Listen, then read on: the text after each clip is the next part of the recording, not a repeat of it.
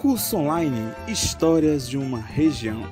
Representações do Nordeste brasileiro.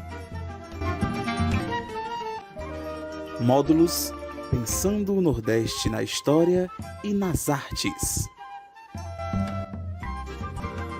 Seção 3. A xilogravura na literatura de cordel, como arte, cultura e representação do Nordeste brasileiro. Olá, meu nome é Pedro Dias e neste módulo estaremos juntos para trabalhar a xilogravura na literatura de cordel como arte, cultura e representação do Nordeste brasileiro. Eu sou graduando do curso de História da Universidade Estadual Vale do Acaraú, faço parte do Centro Acadêmico de História, Ágora Carriza, e a minha pesquisa ela está relacionada com as áreas de História Cultural e História Social. Neste vídeo a gente vai tentar fazer uma reflexão sobre a xilogravura e sobre a literatura de cordel, como elas se relacionam e como elas contribuem para a difusão, digamos assim, do imaginário e da representação que a gente tem hoje sobre o Nordeste do Brasil. Nesse vídeo a gente vai dividir ele em 3 pontos principais. Em um primeiro momento a gente vai tentar falar um pouco sobre a origem da literatura de cordel, e os percursos que levaram até a sua afirmação no Brasil e principalmente no Nordeste. Em um segundo momento iremos tratar sobre a xilogravura, a relação que ela assume com esse tipo de literatura, com a literatura de cordel, e também como se dá o processo, até o momento em que ela começa a ser vista como uma produção independente, do cordel. E aí no terceiro momento, por fim, a gente vai falar sobre alguns autores, alguns gravadores que foram importantes e que são importantes para essa manifestação. Tá? Então, no primeiro momento, a gente vai falar sobre essa origem da literatura de cordel, a literatura de cordel que vai se popularizar no Brasil lá no século XVIII. Tá? Nesse momento ela é conhecida também como poesia popular. Isso ocorre devido ao fato dela contar histórias muitas vezes relacionadas com o folclore regional. Essas histórias são contadas de forma simples. Isso vai fazer com que a população, que é uma população mais simples, tenha acesso a esse conhecimento, ela possa entender esse tipo de conhecimento também, essas informações que são contadas através do cordel. Tá? Os seus autores eles vão ficar conhecidos como poetas de bancada ou então de gabinete. Tá? No Brasil, a literatura de cordel vai se popularizar ainda mais através dos repentistas, que também são conhecidos como violeiros. Eles se assemelhavam muito aos trovadores medievais, aqueles que contavam histórias pelas ruas da cidade, e isso acabou meio que popularizando os poemas que viriam a ser os cordéis. A literatura de cordel ela tem origem ainda em Portugal, com os trovadores medievais. Eles cantavam esses poemas no século XII e XIII. E aí essas histórias eram cantadas para uma população que na época era em grande parte analfabeta. Com o Renascimento, com o período do Renascimento, vai se ter um avanço tecnológico, esse avanço vai possibilitar a impressão em papel, e é nesse momento que vai se ter uma distribuição maior desses textos que antes eram apenas cantados. Segundo alguns historiadores, esses poemas que eram impressos, esses pequenos folhetos, eles que lá em Portugal ficaram conhecidos por cordéis, devido ao fato deles serem expostos e vendidos, pendurados em barbantes ou em cordas, eles vão chegar até o Nordeste brasileiro através dos colonizadores portugueses. E aí o cordel ele passa a ser conhecido em diversas localidades do Brasil, principalmente em Pernambuco, no Ceará, na Paraíba, na Bahia e no Rio Grande do Norte. Tá? No Brasil, esse tipo de literatura, esse tipo de manifestação, no caso, vai ter como principais características a oralidade e a presença de elementos da nossa cultura. Tá? Ele vai ter duas funções, que é a função de informar e a função de divertir o leitor. Né? Então, ao mesmo tempo que ele informa, ele diverte o seu público de forma geral. Tá? Ela vai se opor à literatura tradicional, que no caso era aquela literatura impressa nos livros, né? E ela vai assumir, digamos assim, uma tradição de literatura regional. Seria mais ou menos dessa forma. Tá? Ela vai ser apresentada na forma mais habitual em folhetos. É considerado um gênero literário, só que esse tipo de gênero, no caso, ele é apresentado em versos e vai trazer linguagens e temas mais ligados com o popular, né?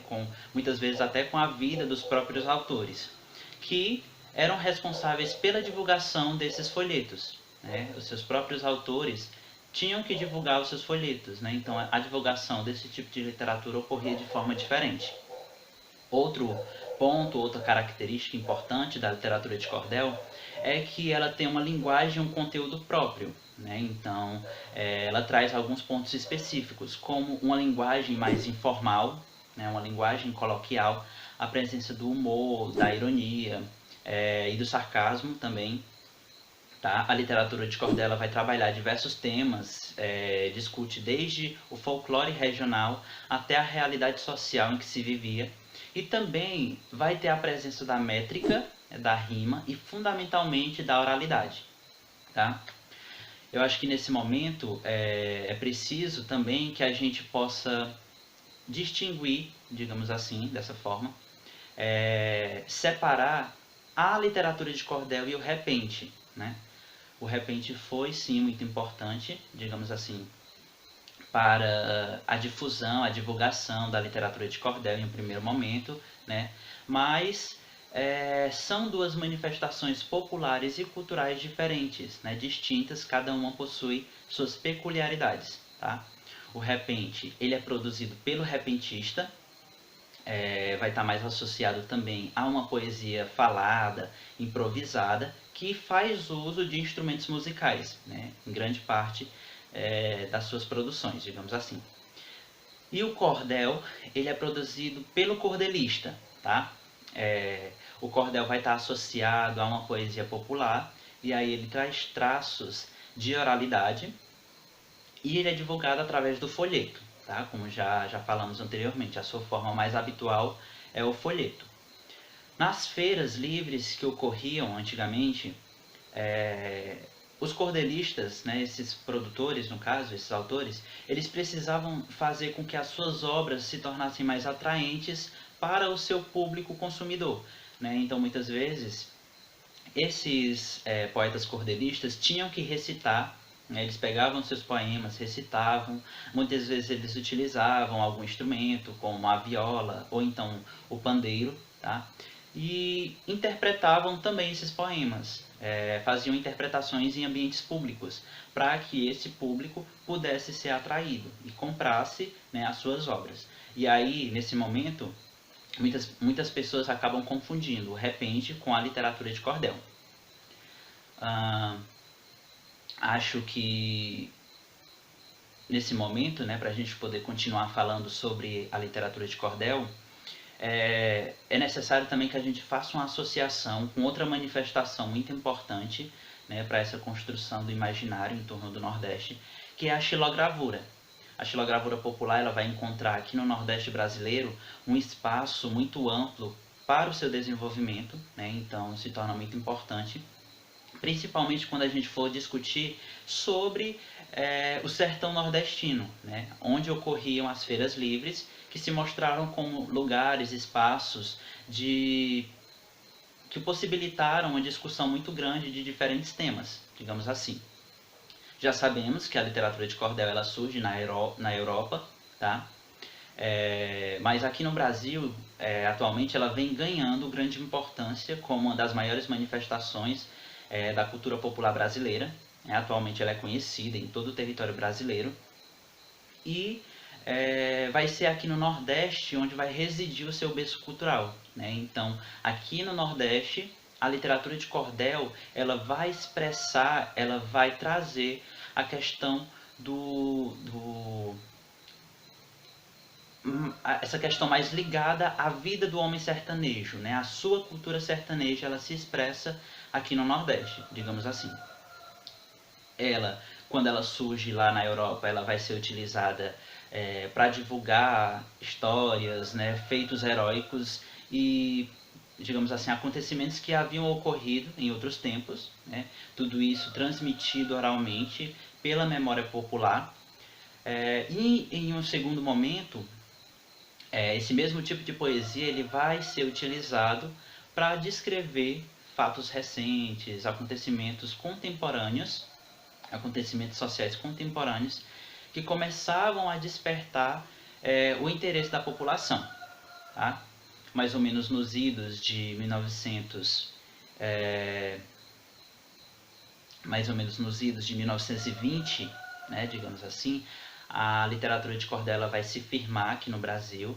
Né? Nesse momento a gente tem a definição das características gráficas, o processo de composição ele também vai acontecer, edição, a comercialização, todos esses processos eles começam a ser definidos. Né?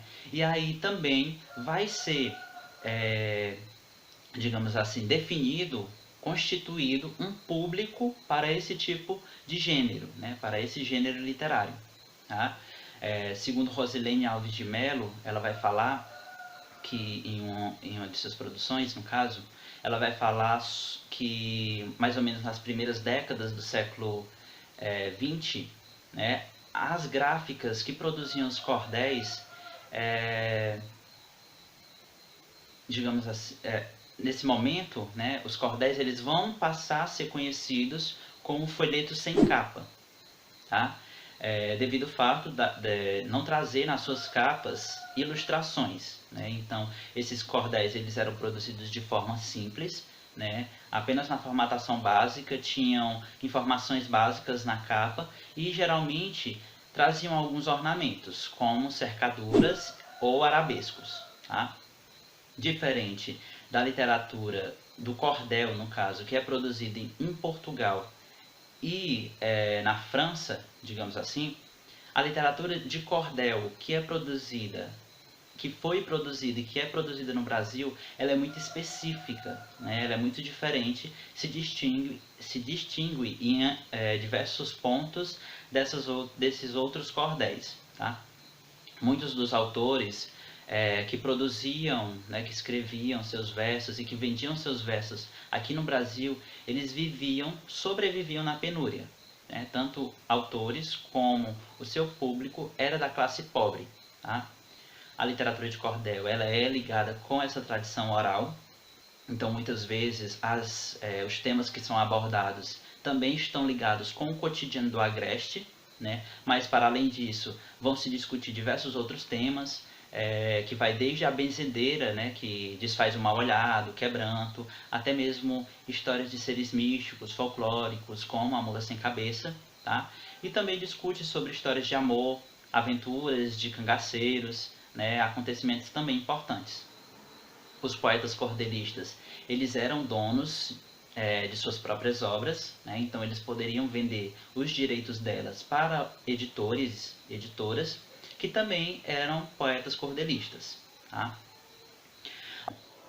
Alguns autores vão falar também que a tentativa, né, todo esse processo, toda essa tentativa de se analisar a literatura de cordel, ela vai alguns, digamos assim, autores vão tentar fazer isso através da perspectiva do artista popular brasileiro. Né? E aí tem destaque aqui maior o artista nordestino. Né? Eles vão tentar, digamos assim, buscar algumas características, né, que pudessem definir, que pudessem enfatizar, digamos assim, uma produção cultural que fosse realmente brasileira, que fosse tipicamente brasileira. Tá? Todo esse processo vai fazer com que essa produção cultural, digamos assim, assumisse uma identidade própria, né? Ela fosse própria do Brasil, além, digamos assim, de ter uma forma única de produção, né? Porque a literatura de cordel quando ela chega ao Nordeste, ela se adapta, digamos assim, ao nosso território, e ela vai mudar, né? Ela vai sofrer modificações. Hoje em dia ela é muito específica, né? Possui traços, características que são específicas só dela e que, digamos assim, destaca, né, o Brasil em meio a esse tipo de produção. Em meio a todo esse contexto, né, de tentativa de definição, de consolidação da literatura de cordel como uma manifestação típica nordestina, alguns autores vão falar ainda que ocorre um processo de deshistoricização e, ao mesmo tempo, um processo de tradicionalização dessa literatura como se fosse algo natural. Tá? Isso vai ocorrer, né, em decorrência do movimento modernista de 1922 e do movimento regionalista de 1926. Tá? E esses, no caso, foram manifestações já discutidas, né, em módulos anteriores. Bom, o primeiro, ele vai fazer isso, né, com o objetivo, na tentativa de buscar as raízes mestiças, né, que os autores vão falar de raízes mestiças, autênticas e populares do Brasil. Né? Então, é uma tentativa de evocar a nacionalidade através do primitivo. Né? O que já o segundo, né, o movimento regionalista proposto por Gilberto Freire, né, ele vai buscar se assenhorear do que ele julgava ser seu. Né? Então, ele vai tentar se apropriar, digamos assim, das tradições feudais ibéricas, das tradições rurais e populares que estavam, digamos assim, presentes na voz dos narradores, né, e dos poetas cordelistas, além do próprio território, né, do sertão, no ar, enfim, em tudo aquilo que estava relacionado ao Nordeste. Então vamos buscar tudo isso para esse processo de tradicionalização do cordel. Tá? Por fim, eu acredito que quando a gente fala sobre literatura de cordel, a gente está sim falando sobre cultura popular, né? E ela se torna muito importante para essa outra manifestação que já citamos anteriormente, né? A xilogravura popular. Tá? Que vai se difundir e que vai ser muito importante, né, para a consolidação desse imaginário, né, que se constrói sobre o Nordeste brasileiro. Tá? Bom, então chegamos ao segundo momento da discussão, né, em que vamos tratar sobre a xilogravura popular, ela que é considerada por muitos autores como uma expressão artística milenar, utilizada desde a antiguidade na estamparia de tecidos e logo em seguida, né, utilizada para a ilustração no papel. Os registros mais antigos que ocorrem dessa adaptação para o papel datam do século VIII, né, com as orações budistas japonesas. Segundo a história da arte, a sua chegada na Europa data do século XV, tá, sendo aplicada na ilustração de cartas de baralho e imagens sacras, até mais ou menos por volta do século XIX, quando os franceses vão entrar em contato com as gravuras japonesas. Porém, essa técnica já vinha sendo aplicada lá no século VI para a impressão em tecidos, né, para essa estamparia na Europa. Tá? A Europa também vai utilizar essa mesma técnica para a impressão dos seus primeiros livros. Nesse momento vai surgir a ideia de se agrupar diversas folhas contendo imagens religiosas. Tá? Esse agrupamento, no caso, vai formar o códice, que vem do latim codex, e que significa caderno. Né? Então esse códice seria esse caderno contendo folhas com imagens religiosas agrupadas de forma a ter um único sentido, né? Organizadas em um único sentido. Tá? No Brasil, de acordo com Antônio Fernando Costela, segundo o relato de viajantes, diversas tribos já utilizavam, já empregavam matrizes de madeiras juntamente com tinta para a pintura corporal, né, para fazer desenhos ritualísticos na pele do corpo humano. tá? E mais raramente ela era utilizada na estamparia de peças de indumentária.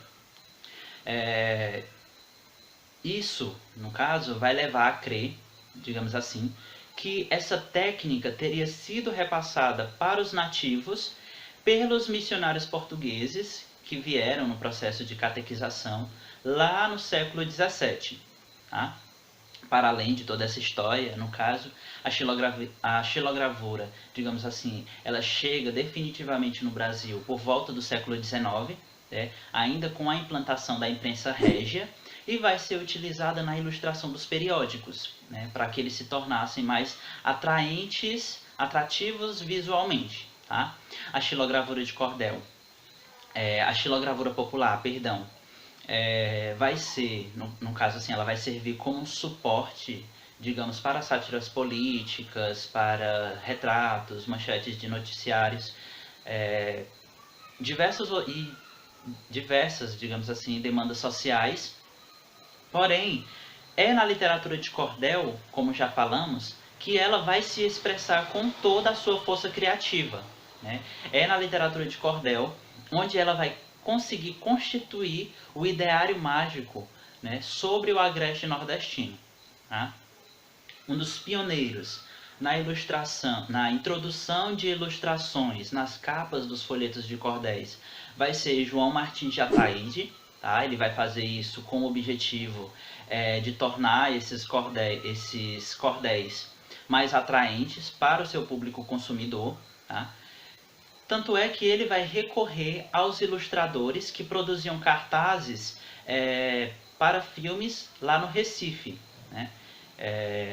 Nesse momento, no caso, devido a isso, ele vai aprender a desenhar o rosto de artistas, os astros de Hollywood, e também fazer desenhos dos heróis das histórias em quadrinhos para serem aplicados nas capas dos seus cordéis. Tá? Tudo isso, todo esse processo criativo, ele vai ocorrer através da zincogravura, né, que Costella vai definir como uma técnica de gravura, né, onde é utilizada uma placa de zinco como matriz. Tá? Então esse processo ele vai equivaler, digamos assim, a uma cópia fotográfica, porém ao invés de utilizar o papel, é utilizado uma chapa de metal. Esse processo ele ocorre primeiramente em 1870, porém ele só é utilizado comercialmente em 1895. Tá? É importante a gente salientar ainda, né, que quando falamos sobre a xilogravura, ela só vai compor o mundo das artes visuais brasileiras no século XX, né, ainda com a introdução. Nesse momento ela passa a ser praticada por Oswaldo Goldi, né? Ele é natural do Rio de Janeiro e é considerado o pai da xilogravura brasileira.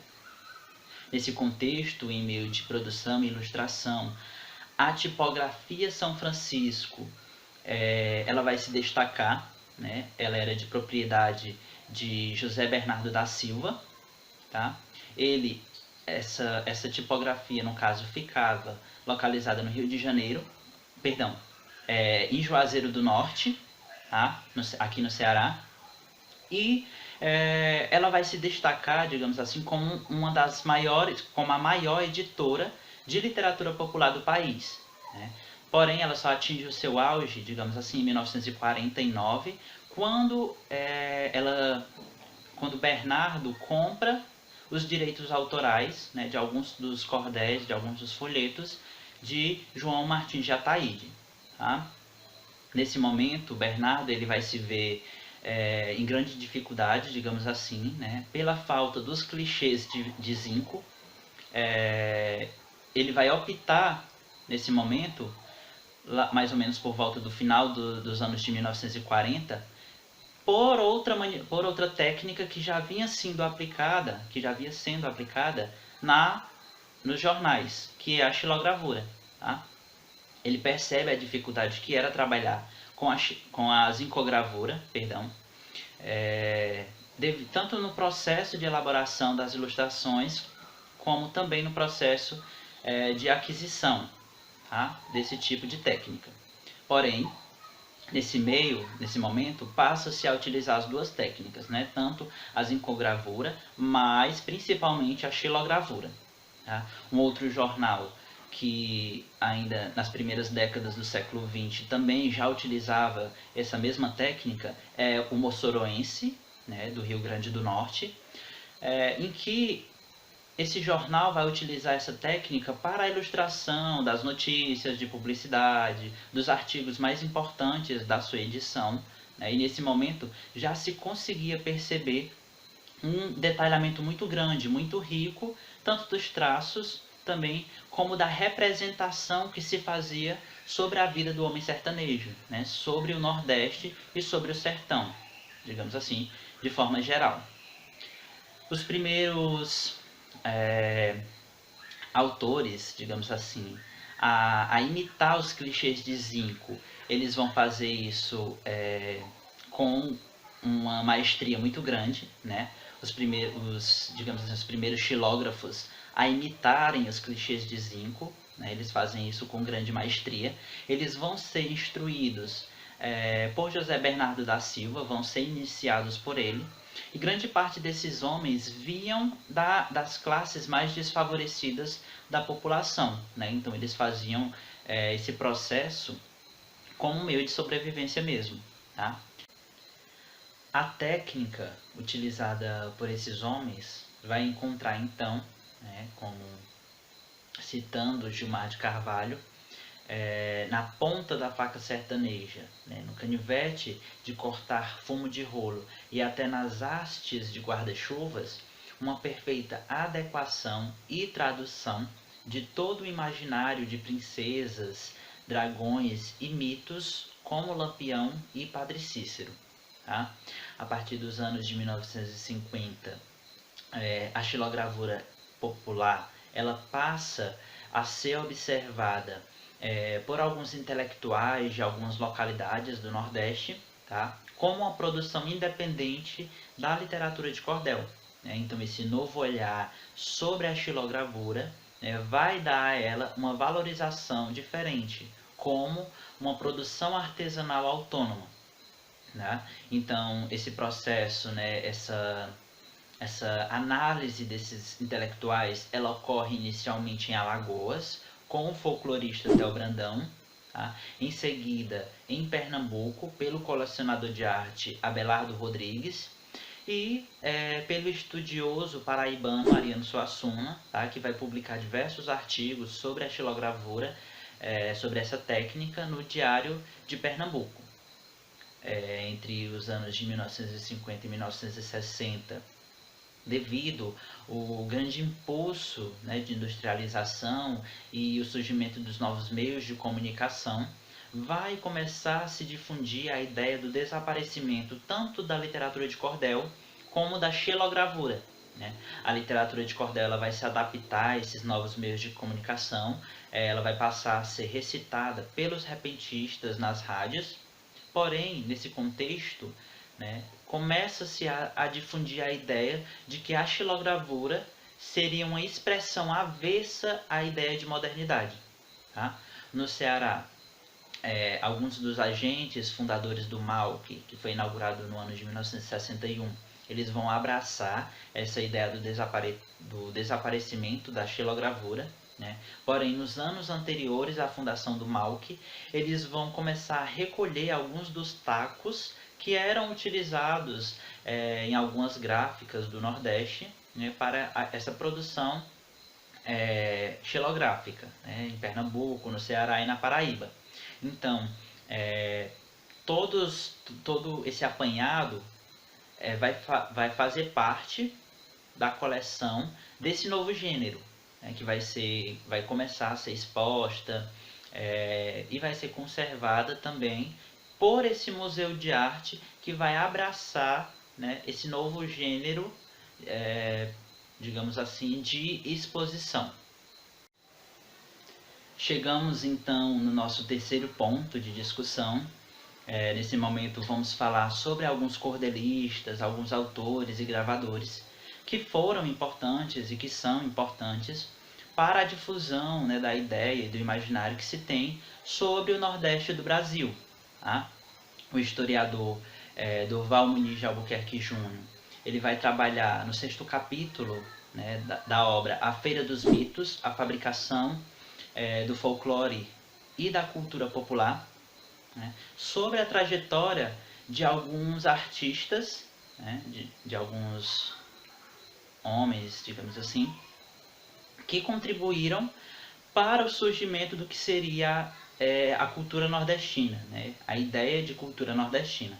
Então ele vai falar sobre Leandro Gomes de Barros. Leandro Gomes de Barros, ele é considerado, né, o primeiro cordelista nordestino, e também o primeiro produtor de folhetos, né, a viver desse ofício. Tá?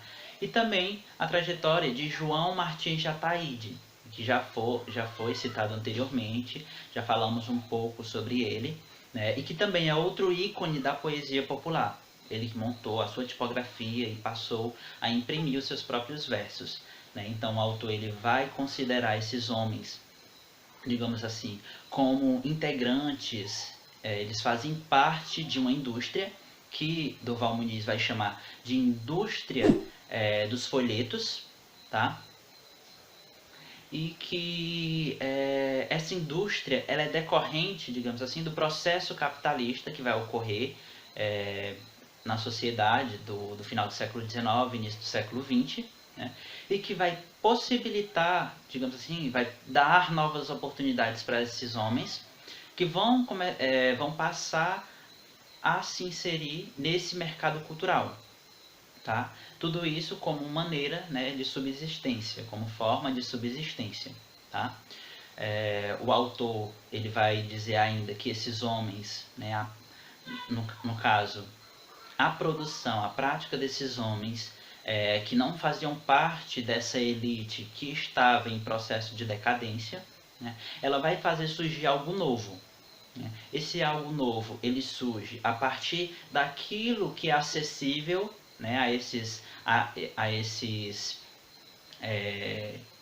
homens, desses artistas, digamos assim, tanto as formas de expressão, no caso, tudo aquilo, as vivências, tudo aquilo que estava ao seu redor e que era acessível a ele, eles vão utilizar isso, né, para essa produção desse algo novo.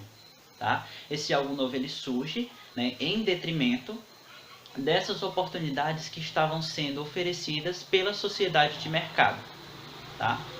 Leandro Gomes de Barros ele produz algo em torno de 240 obras que vão ficar conhecidas no imaginário popular do Nordeste brasileiro, né? Além também de passar a ser conhecida em todo o território do Brasil.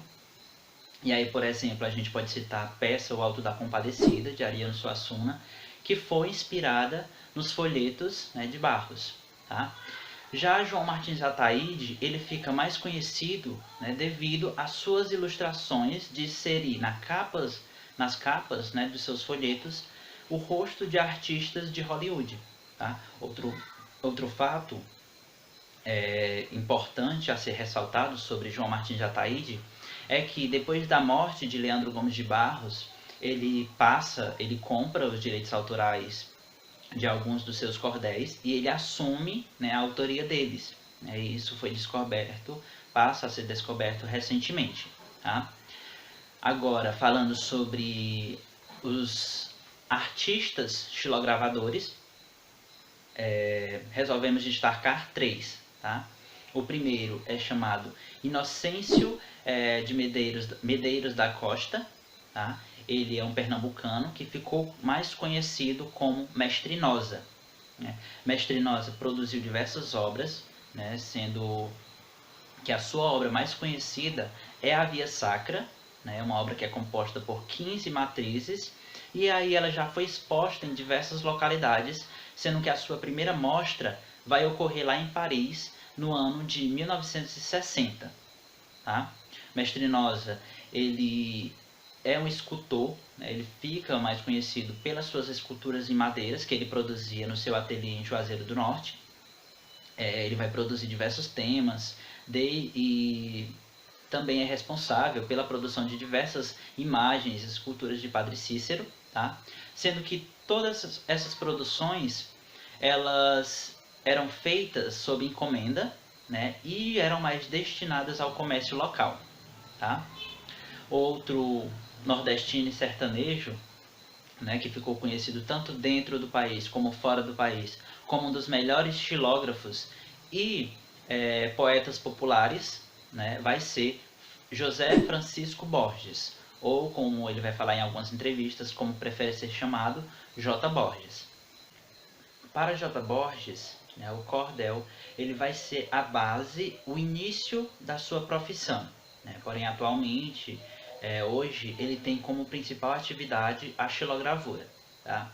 Escolhemos de suas produções, né, a obra A Chegada da Prostituta no Céu, de 1976, né, devido ao fato dele dizer, né, ter maior apreço por essa obra. Segundo algumas interpretações, né, essa obra ela seria meio que um confronto entre a sociedade civil e o convencionalismo, né? Então, esse confronto estaria muito ligado ao que é o certo, né, esse dualismo entre o certo, o errado, o bem, o mal, o bom e o ruim, que seriam meio que uma regra dentro, né, da sociedade. Então, dentro dessa obra a gente tem a presença do divino, né, ligado, relacionando, né, isso ao santo, São Pedro, né, a presença do diabo, né, e aí faz referência ao mal, e a presença da figura, né, da imagem da mulher. E aí essa mulher estaria ligada, né, com a prostituta, que é um ser marginalizado pela sociedade. Tá? O outro, né, o terceiro xilógrafo a ser destacado aqui é o pernambucano Gilvan Samico. Gilvan Samico traz em suas obras traços de dois outros mestres, tá? Também muito importantes, Lívio Abramo e Oswaldo Gordi. Ele vai trazer, digamos assim, lições, né, traços para o aperfeiçoamento da sua própria arte. Tá? É muito, digamos assim, é bastante visível na sua obra traços do universo próprio que ele constrói para si mesmo. Né?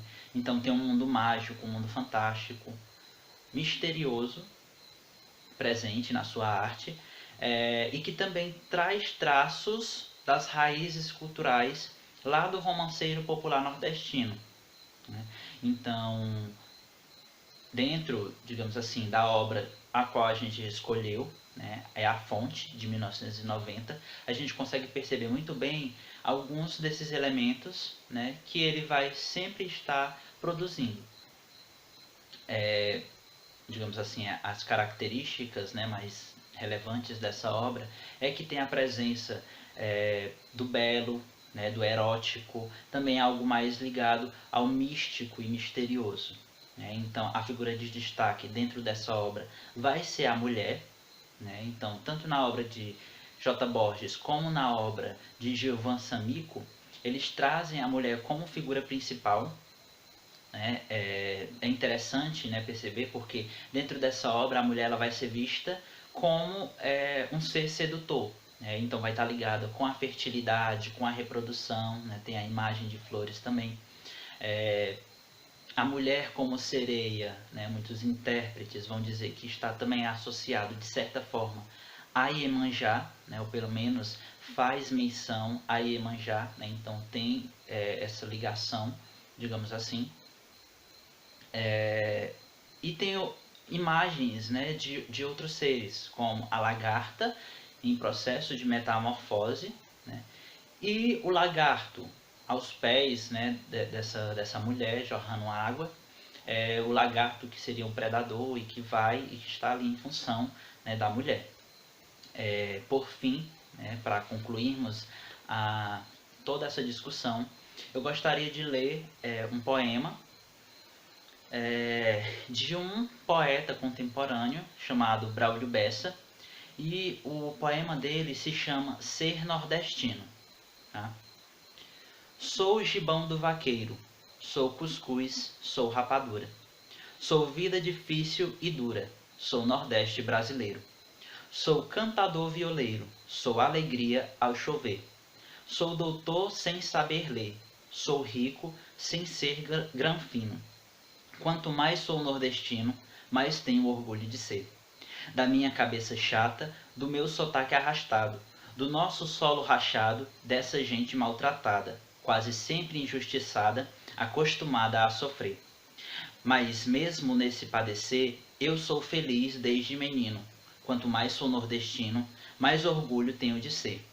Terra de cultura viva, Chico Anísio Gonzagão, de Renato Aragão, Ariano e Patativa.